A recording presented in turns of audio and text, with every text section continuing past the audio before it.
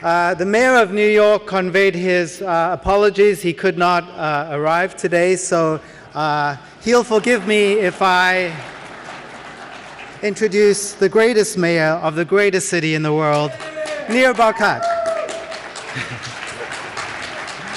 His Excellency Nir Barkat.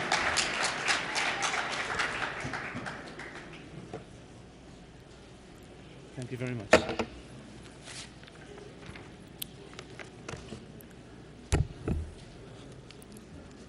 Shalom, everyone. Mr. Avigdor Lieberman, Minister of Foreign Affairs of the State of Israel, Mr. Uzi Landau, the Minister of Tourism, Knesset members, Nachman Shai and David Rotem, Mr. Ron Pozor, the Ambassador to the UN, Ido Aroni, Consul General here in New York, Effie Stenzler, the Chairman of KKL, JNF, and Mr. Steve Lindy, Editor-in-Chief of the Jerusalem Post, dear friends, lovers of Jerusalem. With your permission, I'd like to share with you some of the current affairs and the trends happening in our city, share with you some of our plans into the future, and they're all derived from my vision of the future of the city of Jerusalem. And to best understand the future of the city of Jerusalem, I would like to take you back 3,000 years. When the people of Israel left Egypt and they came to the land of Israel, each of the tribes received a piece of land where they lived, created their cities, way of life, except the city of Jerusalem that was not divided to tribes. It was a place where the Temple Mount existed, and everyone came to worship, pray in the holy city, Jews and non-Jews alike from all tribes. To remind you, at the time, there were no Christians. They came 1,000 years later. The Muslims came 1,600 years later. But Jerusalem was the center of the world. You know, the famous phrase in Hebrew, Yerushalayim osa kol Israel chaverim, meaning Jerusalem makes all people friends. That is due to the fact that everyone felt that Jerusalem belongs to them as much as it belongs to anybody else.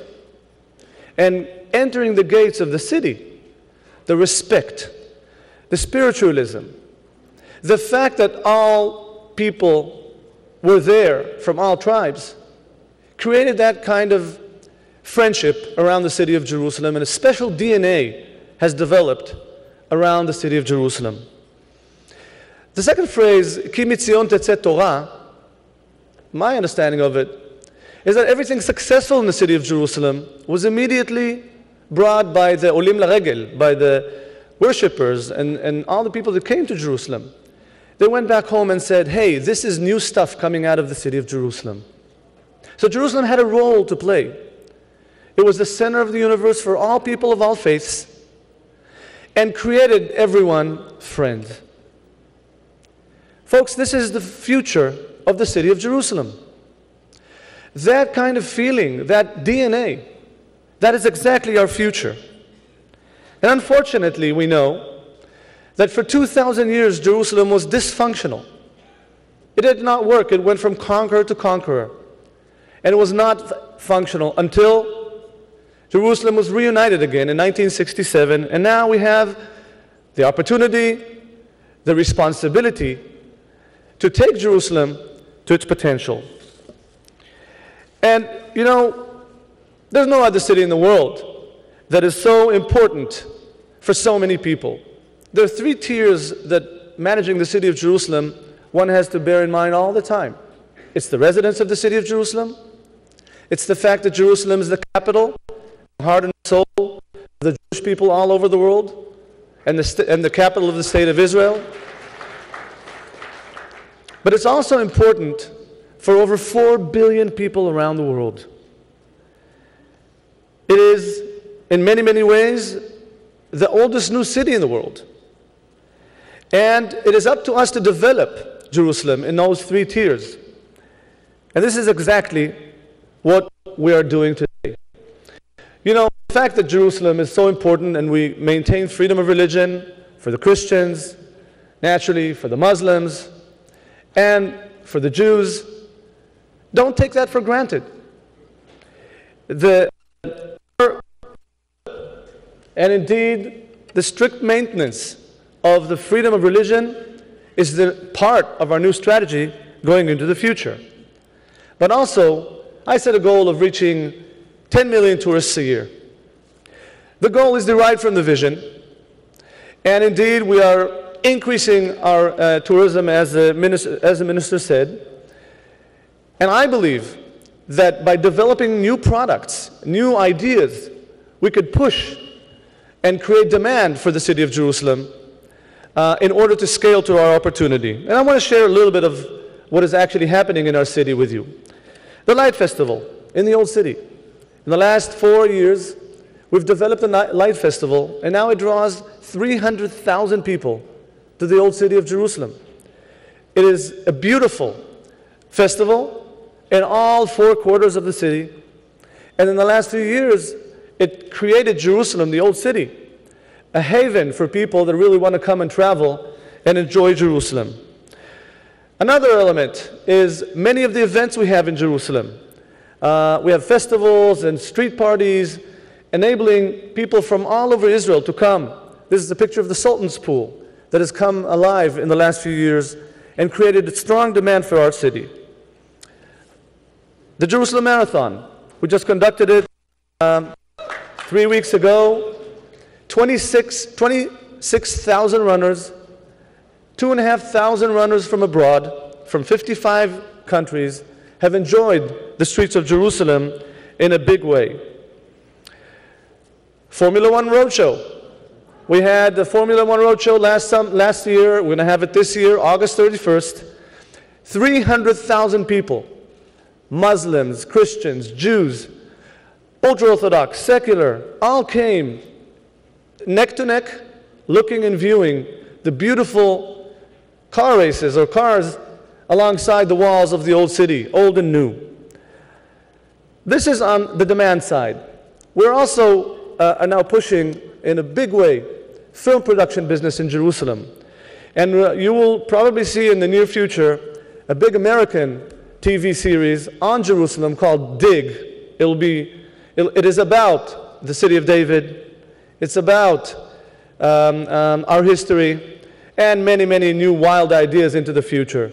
But the film production business is making Jerusalem come alive and really progressing.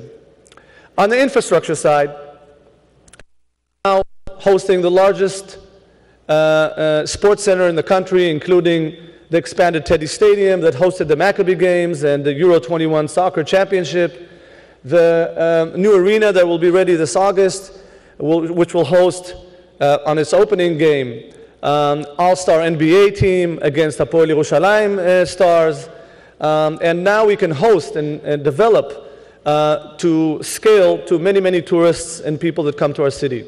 We're building the new aquarium in the Biblical Zoo, the largest in the Middle East, and we have an array of new cinema complexes in the city of Jerusalem. And this is another big one. We're now developing one of the largest business districts in the country. 11 million square feet of office space right in the center, in the entrance of the city of Jerusalem. It will change the skyline and the entry of the city. 13 towers of 35 stories, which can host 50,000 employees to scale Jerusalem's economy. And there's no doubt in my mind that the infrastructure we're setting will enable us to scale. We're building the most advanced public transportation system that will enable us to well adjust to this growing number of people. This is going to be the train station. The train station from Tel Aviv to Jerusalem, 28 minutes, less than 20 minutes from the airport, will enable us to develop our public transport in a smart and a good way. Naturally, you know, the light rail, the first line. However, we have in the plans a network of lines. 3 of them are going to be developed in the next 7 to 10 years, which is an investment of over 20 billion shekels made by the national and the Jerusalem governments. I also believe in management leading the city of Jerusalem in a wide coalition. Today, our coalition is 28 of 31 council members, and indeed, we make an effort to manage the city with wide consensus as much as possible. We invest a lot of time in creating respect between the different religions. Muslim, Christians, we meet regularly on the different holidays to show mutual respect in order to make a halo effect on the living together in Jerusalem. Jerusalem is today managed, we introduced the borough system to management of the city of Jerusalem. In each of the boroughs, we make sure that we, on equal standards, Jewish and non-Jewish and Arab neighborhoods are managed to the same goals of managing the city in every parameter possible. Into the future, I want to share with you some of the results we had in the last 5 years, which will naturally continue into the future. We've dramatically increased our investments in East Jerusalem, both in infrastructure, in creating more classrooms, giving street names and street numbers. We're going to finalize that process by the end of this year. Those investments, in turn, create a very good atmosphere in many of the things we do in East Jerusalem. Our municipal budget in the last 4 years, including 2014, has been growing double digits, which is a dramatic increase in our economy. Naturally, we also see very nice growth in the number of employees. Our job market, employment, is dramatically increasing from year to year. The hotel business, we now have 5,000 new hotels, 5,000 new hotel rooms in the pipeline that requested 28% grants, and we see hotel occupancy move from 40% to some reach even 70% and up, which creates Jerusalem a very attractive place for investment. We have a few very dramatic good results in the education system. We moved in matriculation exams from below to above the national average. I strongly believe in youth movement. And in the last 4 or 5 years, we have, again, moved from 25 to 44% of our youth going to youth movements. We see a large enrollment to the IDF. Today, Jerusalem is one of the leading cities I'm talking about the Zionist movement, from the 70% to 90% enrollment. And this is one I'm very proud of. We actually turned around the number of Zionist kids from 1st to 12th grade. We were at a big decline. We're now in a very nice upswing of the number of kids in our system. Jerusalem are happy Jerusalemites. The Jerusalemites are happier than the national average, which is an interesting point for thought. And last but not least, people talk about crime rates. When I fly to New York, I pray before I fly. Because I'm much, much safer when I'm in Jerusalem. And this is a message to many, many people that don't know the statistics. We are pretty safe, to say the least, more than any other city. So, we must be doing something right. And what we're doing right is we understand the vision, the planning, and the execution is from a united, large city of Jerusalem with lots of hope and lots of future. This is our future, and I believe we're headed there because of all the parameters are going north. Jerusalem is the center of the world. And I want to share with you the context of what is happening to our city. We are indeed living in a tough neighborhood. We all know that. But listen to the following point. The more the Arabs cooperate with the Jewish state, the better off they are. The Israeli Arabs are by far doing best in the region. You tell them that their village may be carved out of Israel into the future, they will kill to stay part of the Israeli state. Yet the other extreme is Gaza, Syria, Iran, the fierce enemies of Israel. Those fierce enemies are doing worse in the region. And maybe stuttering in the middle are the Jordanians and the Egyptians that haven't decided exactly what the relationship they want to have with us into the future. So that correlation says something. It says something in Jerusalem. And the Jerusalem residents, the Arab residents, understand that very well. And you see growing cooperation, growing understanding that the best future for them, as much as for us, is the united city of Jerusalem and them being part of our city. We know the numbers, we know the polls, we know that the Arab residents of Jerusalem, the majority of them, want a united city of Jerusalem like we all do. And they understand the context of what is happening. The city is thriving with a clear vision, and they're welcome to join us and participate in that process.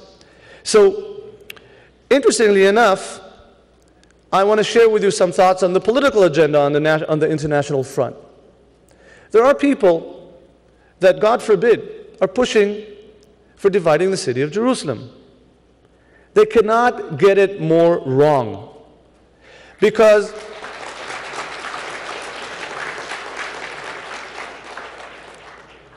of what I've shared with you now, it is very obvious that the model of pushing and developing a city that is open for all works. It worked for 1,000 years, 3,000 years ago. It was dysfunctional 2,000 years, and it is working today. Not that we don't have a lot of work to do ahead of us. Of course we do. But the model has to stay the way we described it. And unfortunately, I also sometimes see that some people prefer that the residents of our region stay poor, deteriorate. It serves some people. It serves the extremists. It's easier for them on a distable and a poor economy to develop and to develop their politics. Sometimes I feel the people in the world have a problem with the fact that quality of life of the Arab residents next to the Jewish residents of Jerusalem is developing and becoming better.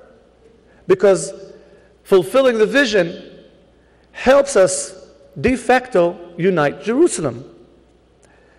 I believe we're not far from being in a position that the vast majority of the Arab population of Jerusalem will voice their voice and say, we are not interested. We're not interested, exactly the way the Arab Israelis are saying. We're not interested in dividing the city. We want to be part of the Jewish state. We want to be part of the success of the city of Jerusalem. This is the vision, and there's no doubt in my mind that the direction we are getting there step by step, year after year. So to sum my words, I believe that our past is our future, and with very clear planning and execution derived from that vision, we're getting there. Our future is becoming better and better by the day. We must not be derived by wild ideas that never touch the ground, wrong ideas. The world has to take Jerusalem off the negotiation table forever.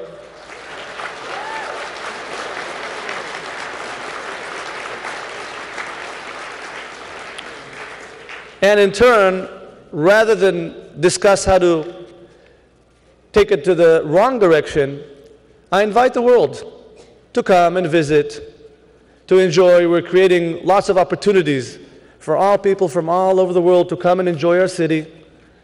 Come, visit, invest, partner, support, and I would like to see you, all of you, next year in Yerushalayim, בשנה הבאה בירושלים הבנויה.